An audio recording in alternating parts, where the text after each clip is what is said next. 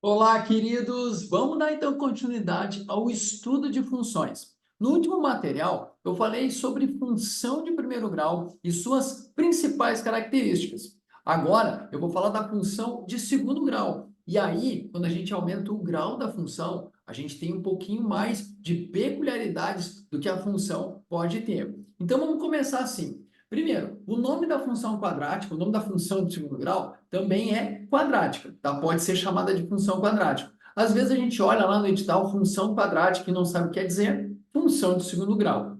Então, lembre-se de que função é uma máquina que gera um valor de y quando é colocado algum x dentro dela. Bom, isso aqui eu já tinha falado para vocês no nosso material de função de primeiro grau. É importante frisar sempre essa ideia de que numa função, sempre que tu jogar algum x possível, vai ser gerado algum y possível, certo? E aí, a partir daí, a gente tem a ideia de que toda função ela vai ser uma máquina de forma que, para cada x que tu joga dentro dela, vai ser gerado um único y, certo? Bom, agora na função de segundo grau, o valor de y será obtido a partir da regra que agora é essa lei aqui. A vezes x ao quadrado mais bx mais c, onde o valor de B e C pode ser qualquer um e o valor de A só não pode ser zero. Então, diferentemente da função de primeiro grau, agora a gente tem mais um integrante na lei da função. E claro, né, o grau da função acabou aumentando. Na último material, função de primeiro grau, uma expressão de primeiro grau. Agora, uma expressão de segundo grau. Coloquei aqui, pessoal, exemplos de leis de funções de segundo grau. Então, aqui, eu vou fazer o mesmo esquema do nosso material de função de primeiro grau, identificar quem é o A, quem é o B e quem é o C. Bom, o A é o cara que acompanha o x ao quadrado. O B é o cara que acompanha o x e o C é o cara forever alone. Então, aqui na A, pessoal, o A ele é igual a 1. O B é igual a menos 4 e o C é igual a 5. Por que eu faço essa referência aqui de identificar o A, o B e o C? Porque na função do segundo grau, pessoal, a gente vai ver daqui a pouco que esses três parâmetros aqui, eles são muito importantes para obter, por exemplo, a raiz da função de segundo grau e fazer a análise do gráfico da função de segundo grau, certo? Na letra B, pessoal, nós temos menos 2x ao quadrado mais 7x menos 1. Então, o A é igual a menos 2, o B é igual a 7 e o C igual a menos 1. Na letra C, o A é igual a 1 quarto, o B é igual a 1 e o C igual a menos 10. Na letra D, nós temos que o A é igual a 1, o B é igual a 0 e o C igual a 4. Sor, por que o B é igual a 0? Porque não tem termo em x, não existe um termo que está acompanhando o x, mas o B está ali, escondidinho, é o 0. Aqui na letra E, o A é igual a 7, o B é igual a menos 1 e o C é igual a 0. Aqui na letra E não tem um cara forever alone, não tem aqui um termo independente. Na letra F, a gente só vai ter um valor diferente de 0 para o A, que vai ser igual a menos 3. O B vai ser igual a 0 e o C também vai ser igual a 0. Vejam que a condição para que uma expressão seja, para que uma função seja de segundo grau, é que o A seja diferente de 0, ok? O B e o C pode ser 0 sem problema nenhum. O B e o C podem ser quaisquer valores, certo? Bom, seguindo aqui, galerinha, lembra que a gente pode calcular o valor de um y em função de um x. Então, considere a função f tal que f de x é igual a x ao quadrado menos 4x mais 5. Sabemos que, para saber o valor de y quando x é igual a 2, a gente escreve f de 2. Então, olha, o 2 está no lugar do x. Então, é isso que eu vou fazer. Lembra lá da função de primeiro grau? É o mesmo conceito. O que está mudando aqui apenas é a lei da função. Mas as ideias que a gente viu lá em função de primeiro grau, é só jogar para a função de segundo grau. Claro, tem algumas coisinhas diferentes aqui que eu vou mostrar para vocês. Mas, na essência, é tudo a mesma coisa. Então, o que eu vou fazer? Eu vou substituir o x por 2 e, ó, vai ficar 2 ao quadrado menos 4 vezes 2 mais 5. 2 ao quadrado, 4, menos 4 vezes 2, 8, mais o 5 que não vai alterar nada ali.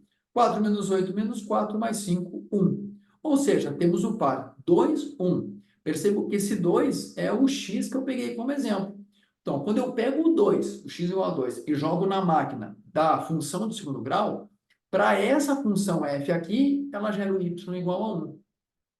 Bom, tem uma coisa legal que a gente vai perceber na função quadrática, que pode acontecer de eu jogar dois valores de x diferentes e eles gerarem o mesmo y, ok? E tá tudo certo. É uma característica da função quadrática. Às vezes a gente tem essa ideia de que para cada x vai ter um y, ok? E sempre diferente de um outro x que eu jogar lá. Não necessariamente isso vai ser verdade, tá, pessoal? Na função de primeiro grau, isso está tudo bem. Para cada x diferente que eu jogar lá na função, vai gerar um y diferente. Agora, na função quadrática, isso pode acontecer. De eu pegar dois valores de x, jogar na função quadrática e gerar o mesmo y. Exemplo, eu peguei aqui o t de x igual a x ao quadrado mais 6x menos 7. Então, olha só, se o x for igual a 1 e eu substituir aqui na lei da função, eu vou encontrar o y igual a 0. Se eu pegar o x igual a menos 7 e substituir na mesma função, claro, o y também vai ser igual a 0. Vejam que eu tenho dois valores de x diferentes, que é o 1 e o menos 7, e eles geraram o mesmo y. E aí, mesmo assim, a gente tem os dois pares ordenados, 1, 0 e menos 7, 0. Lembra que para ordenado, o próprio nome já diz, tem que ter uma ordem.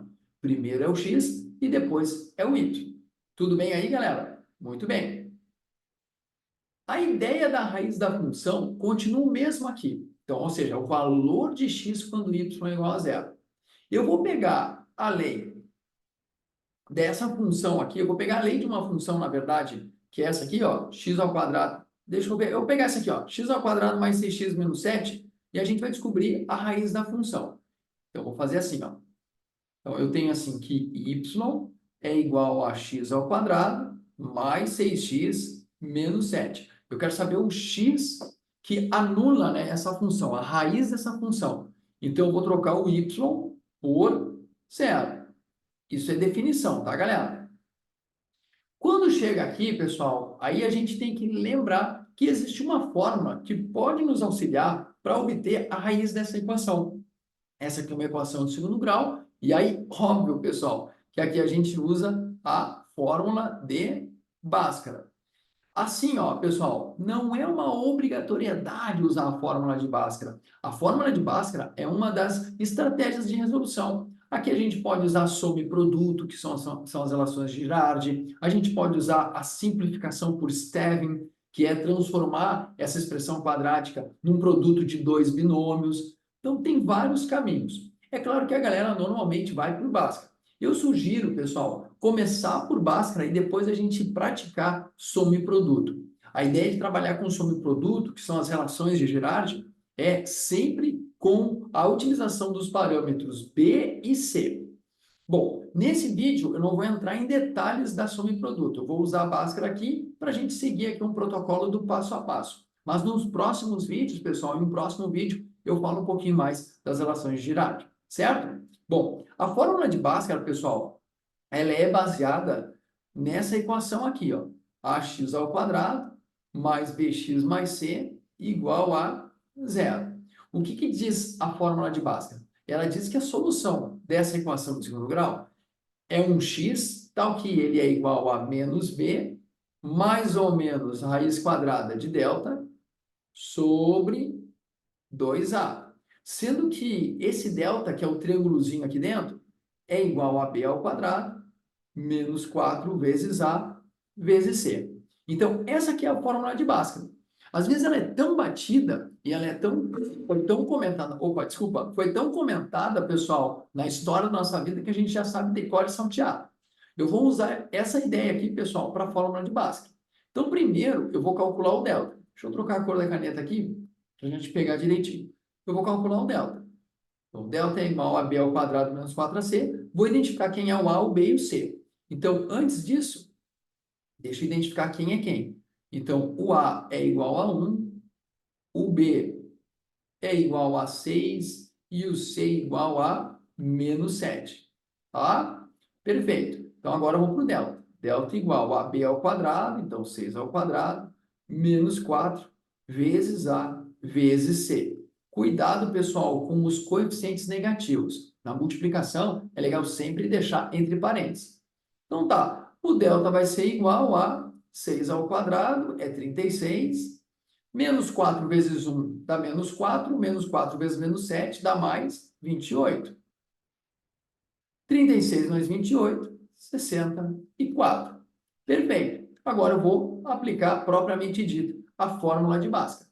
X igual a menos b, então menos 6, mais ou menos raiz quadrada de delta, que é 64, sobre 2 vezes o a, ou seja, 2 vezes 1, que é 2.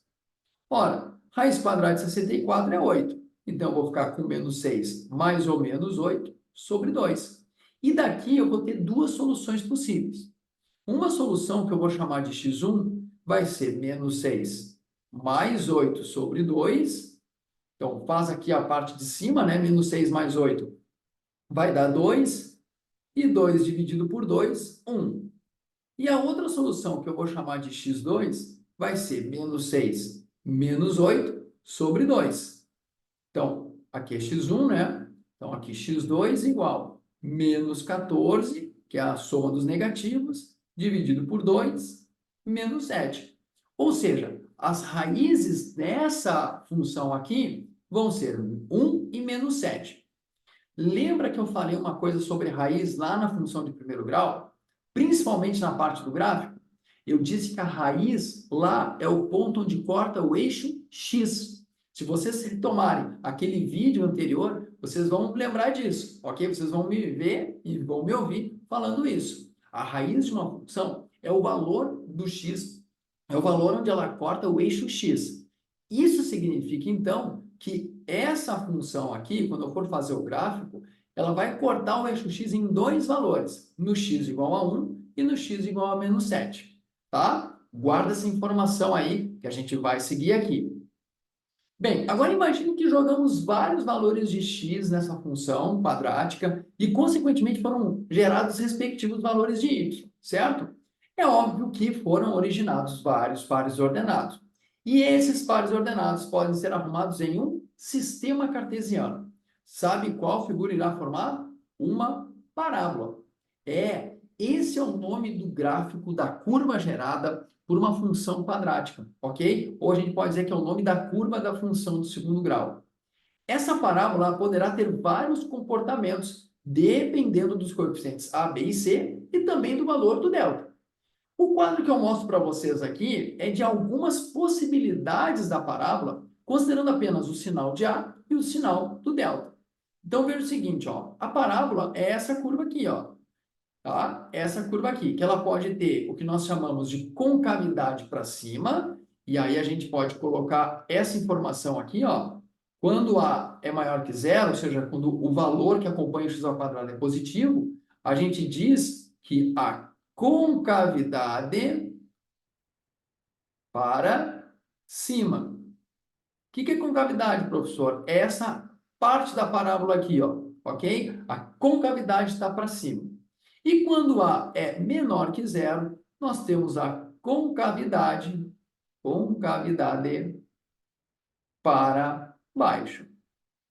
Ok? Seria onde a gente guardaria a água, digamos assim, né? Aqui, ó, a concavidade dessa parábola, ó, ela está para baixo. Ok? Bom, e aqui nós temos algumas possibilidades. O delta, pessoal, lembra? É o cara que está dentro da raiz quadrada. E esse cara ele é muito importante para a gente poder identificar como é que se comporta o gráfico da função quadrática.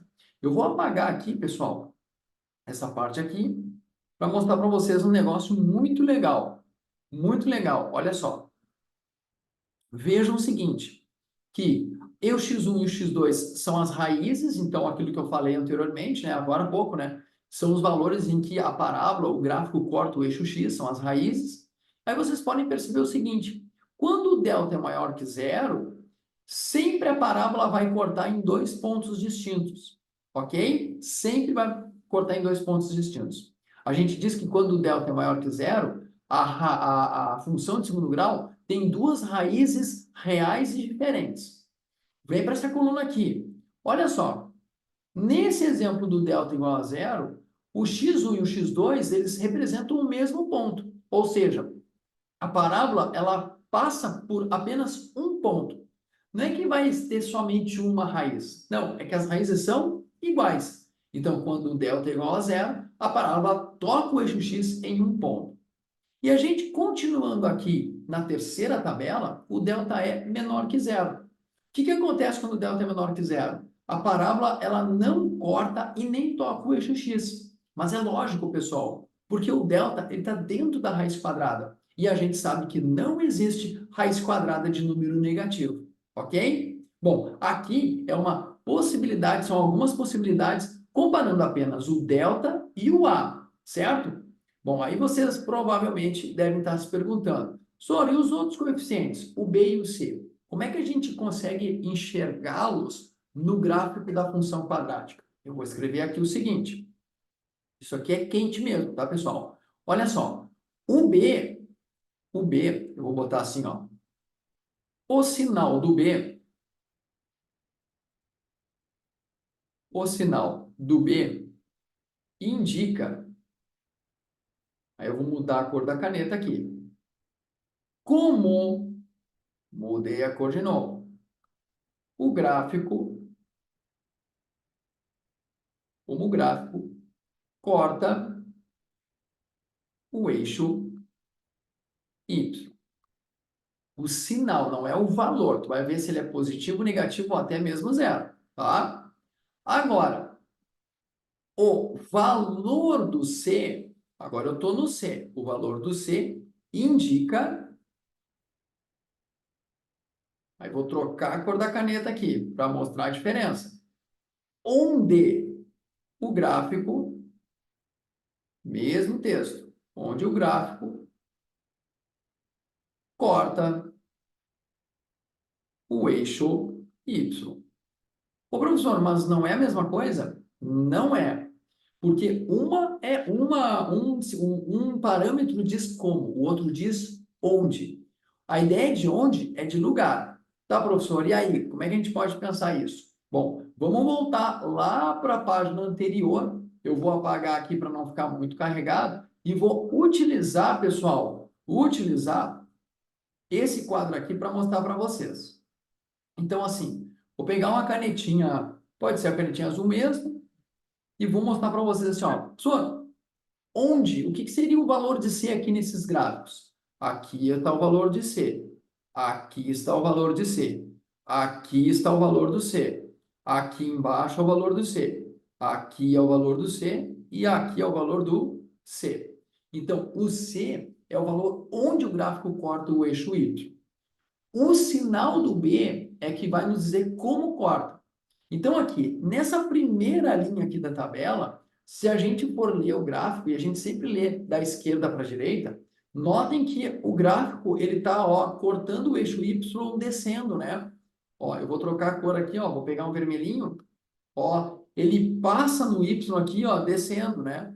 Tá sempre descendo, ó, no eixo Y.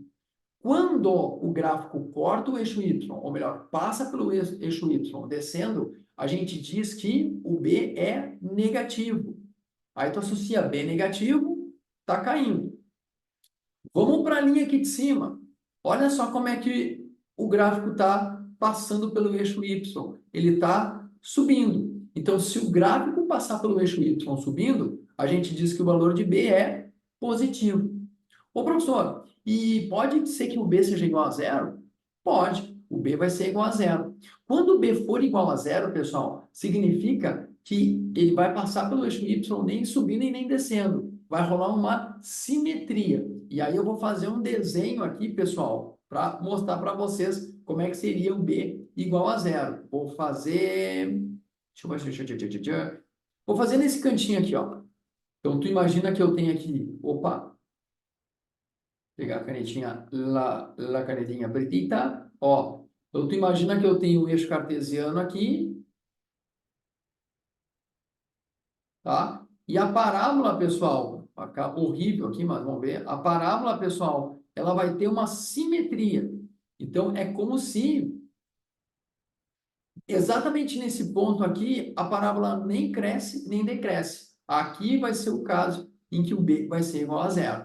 E também pode acontecer da concavidade estar para baixo, tá? Então fica fácil, pessoal, da gente definir, da gente até lembrar. O A vai dizer se a concavidade é para cima ou para baixo, o B vai dizer como passa e o C vai dizer onde passa.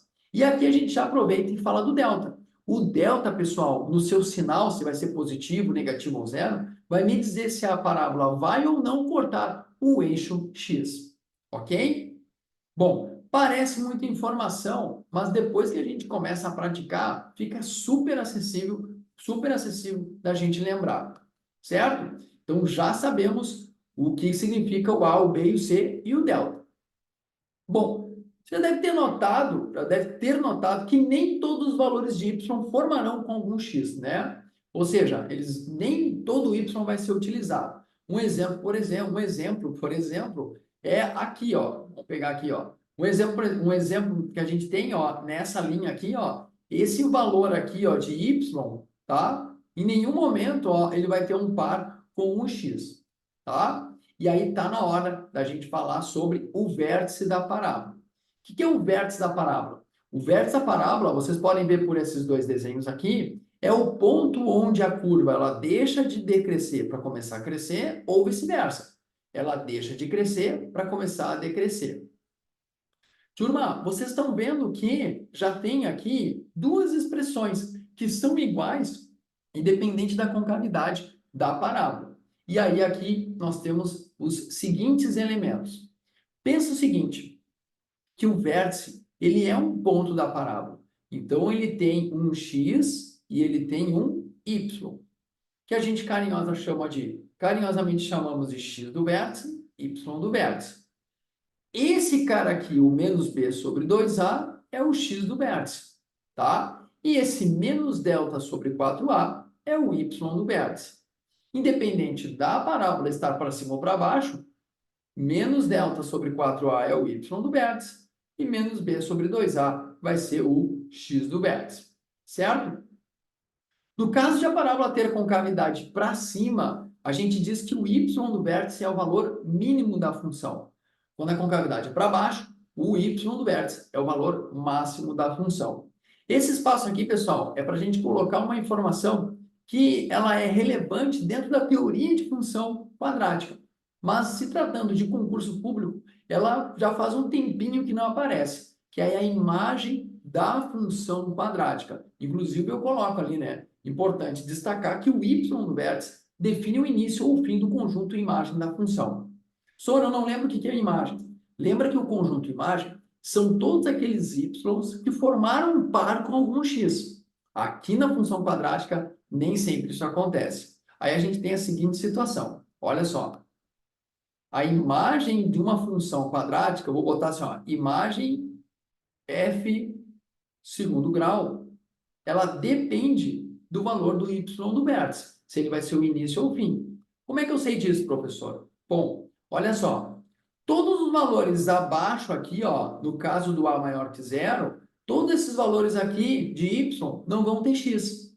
Isso significa que a imagem dessa função são todos os valores maiores que menos delta sobre 4a. Todos esses x's aqui, pessoal, eles vão ter algum par ordenado, ok? Eles vão fazer parte de algum par ordenado. Então, eu vou escrever assim, ó.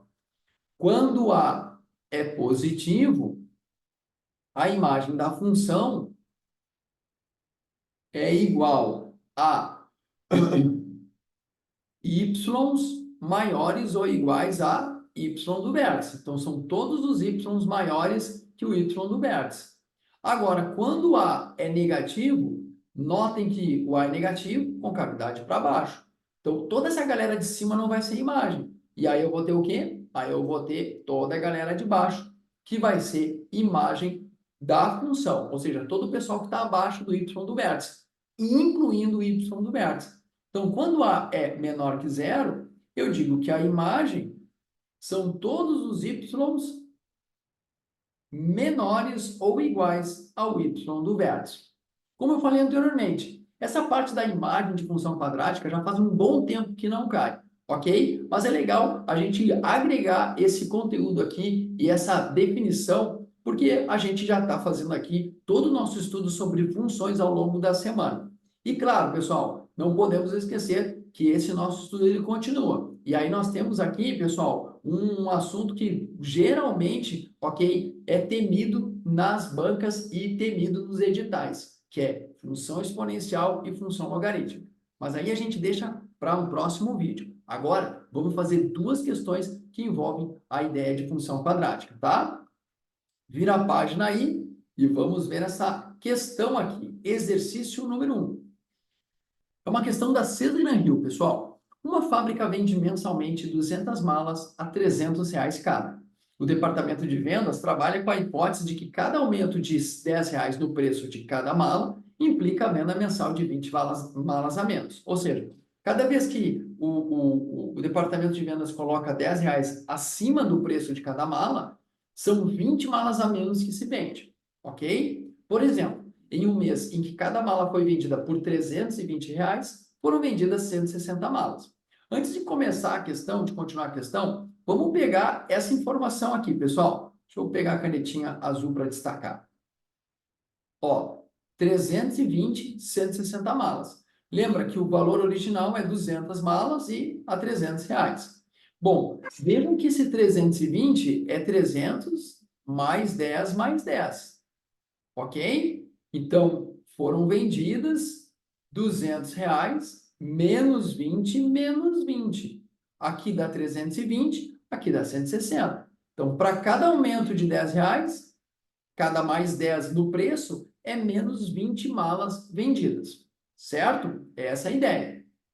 Bom, suponha que a hipótese esteja correta e que em determinado mês, cada mala foi vendida por 300 mais 10x reais, sendo x o número inteiro de aumentos de R$ 10, tal que x está entre 0 e 10, ou seja, o x é maior ou igual a 0 e menor ou igual a 10.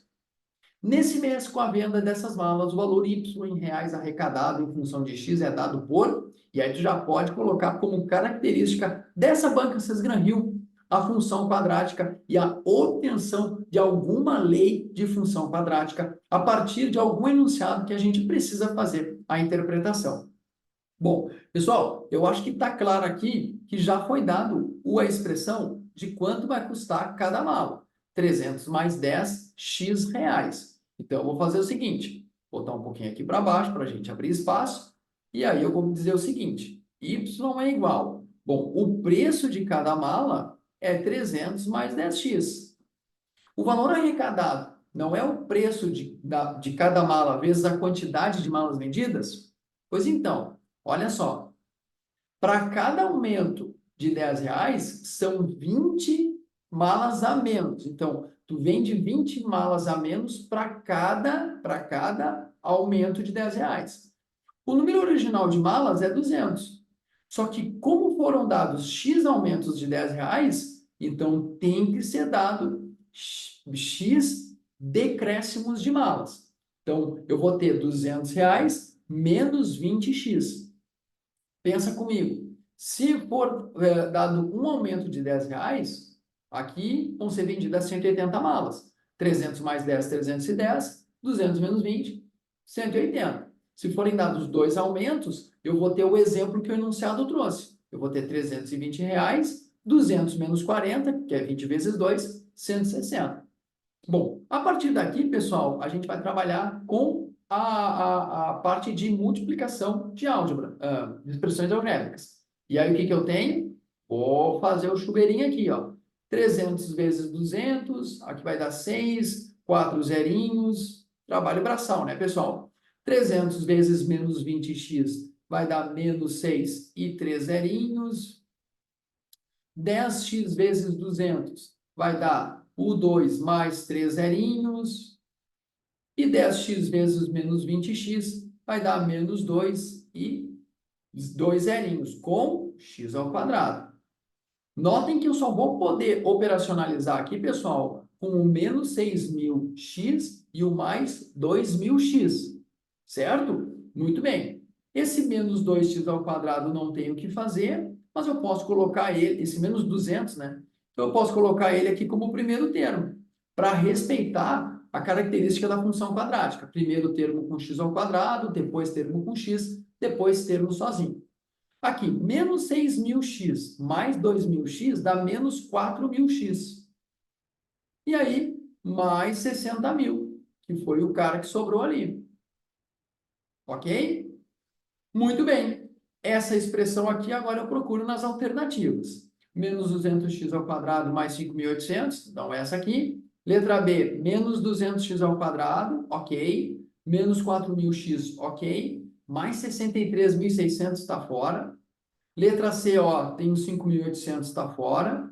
Letra D tem 4.800, está fora. Sobrou a letra E. Vamos conferir? Menos 200x ao quadrado, menos 4.000x, mais 60.000. Alternativa E.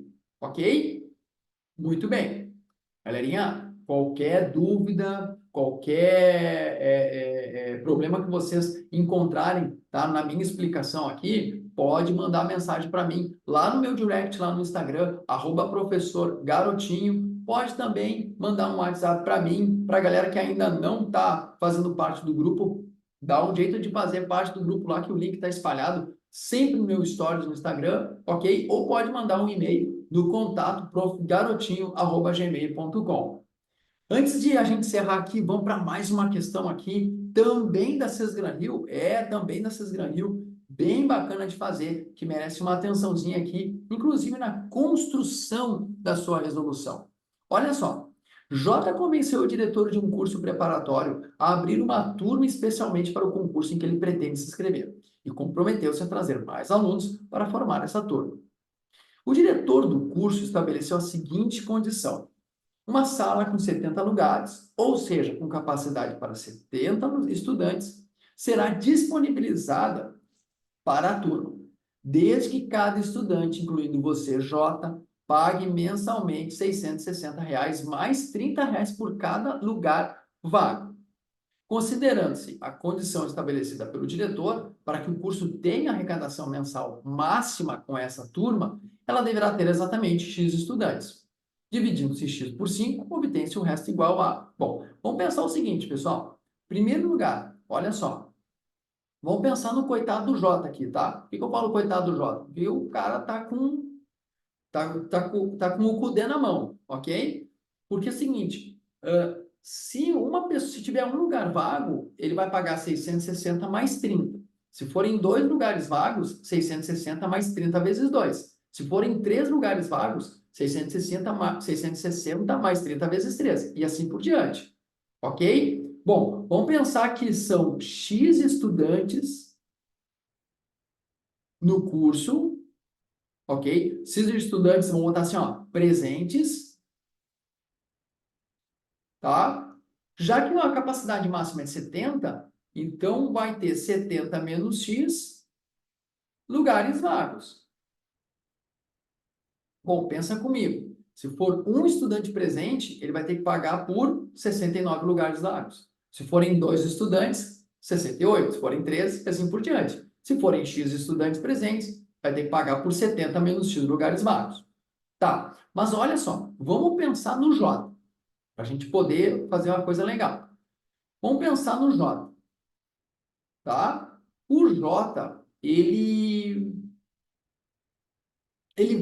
vai pagar o quê? O J, ele vai pagar os 660 reais dele, mais 30 reais para cada lugar vago. Então, mais 30 reais vezes 70 menos X. São 70 menos X lugares vagos, tá? Só que tem um detalhe aqui, pessoal. Tem um detalhe. Não é só o J que está aqui dentro da turma. Tá? O J, ele faz parte dessa quantidade de estudantes presentes, porque está escrito ali, ó, incluindo você, J. Então, na verdade, pessoal, tá? A arrecadação total, que eu vou chamar de Y, ela vai ser esse valor aqui, tá? Que vai ser pago por J, vezes X estudantes.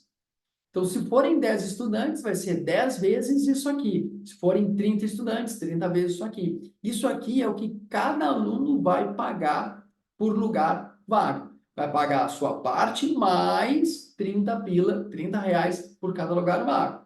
Então, eu vou ter X estudantes e cada um vai pagar 660 mais 30 vezes 70 menos x, ok? E aí, pessoal, agora nós vamos no trabalho braçal. Vamos descobrir como é que é a lei dessa função. Y igual a... eu vou arrumar aqui dentro desse parêntese grande aqui para a gente poder... Até eu posso usar um colchetes aqui, ó, que fica até mais fácil da gente determinar aqui. Primeiro eu vou arrumar aqui dentro do colchetes, tá, pessoal? Então, x que multiplica 660 mais... Vou fazer distributivo aqui, pessoal. Vai dar 2.100 menos 30x. Aí y igual a x que multiplica 660 mais 2.100 dá 2.760 menos 30x. Agora eu vou pegar esse x aqui, multiplicar por todo mundo dentro e vou descobrir que a lei dessa função é 2.760 menos 30x ao quadrado. Tá, professor? Mas olha só, ele está dizendo que tem que dividir x por 5. Quem é esse x? Aí vem a interpretação. Olha só, esses x estudantes são aqueles que vão gerar a arrecadação mensal máxima. Máxima. Onde é que a gente viu o máximo, pessoal? A gente viu o máximo aqui na página anterior. Ó, aqui, ó, máximo. Ó, o y no vértice é o valor máximo. Mas ele não quer, no exercício, saber qual é o valor máximo de arrecadação. Ele quer saber qual é o x que gera o valor máximo. Então, a gente tem que calcular lá na questão o x do vértice. Tá? Esse x do vértice é que vai dar o valor da arrecadação. Mas ele não quer saber o valor arrecadado, ele quer saber o valor do x estudantes. Bom, então tá. Então, para a gente calcular o x do vértice, a gente vai fazer menos b sobre 2a. Então, vai ficar menos 2.760 dividido por 2 vezes menos 30. Tá? Isso aqui, menos com menos, eu vou cortar, vai dar mais. 2.760 dividido por 2 vezes 30, 60. Vou simplificar 0 com 0, vai ficar 276 dividido por 6. Isso aqui, pessoal, vai ser igual, deixa eu ver aqui, vai dar 4, 5 vai dar 4... E aí vai sobrar 36, 46. Então, 46 estudantes. Para que o curso tenha arrecadação máxima, tem que ter 46 estudantes nessa condição. Agora, se a gente for lá para as alternativas, a gente não vai encontrar 46. Por quê? Porque está pedindo para dividir x por 5. Ora, se eu pegar 46 e dividir por 5, é óbvio, pessoal, que vai dar resto igual a 1. E aí nós temos como resposta a alternativa B. Certo, meus queridos? Bom, foi um super extensivo aí, pessoal, um super intensivo de função quadrática, ok? Mas eu espero que vocês tenham compreendido. Qualquer dúvida, pessoal, não se esqueçam, estarei lá no direct do Instagram ou diretamente pelo WhatsApp, tá? Não esquece para seguir, compartilhar e, ó, juntos para chegar no nosso objetivo. E o nosso objetivo, pessoal, com certeza é a aprovação de vocês e a nomeação de vocês. No mais, galerinha, próxima semana, ou próxima postagem, melhor dizendo, a gente continua com o nosso estudo de frações. Frações não, estudo de funções. Certo, galerinha? Bom descanso para vocês, bons estudos e a gente vê na próxima.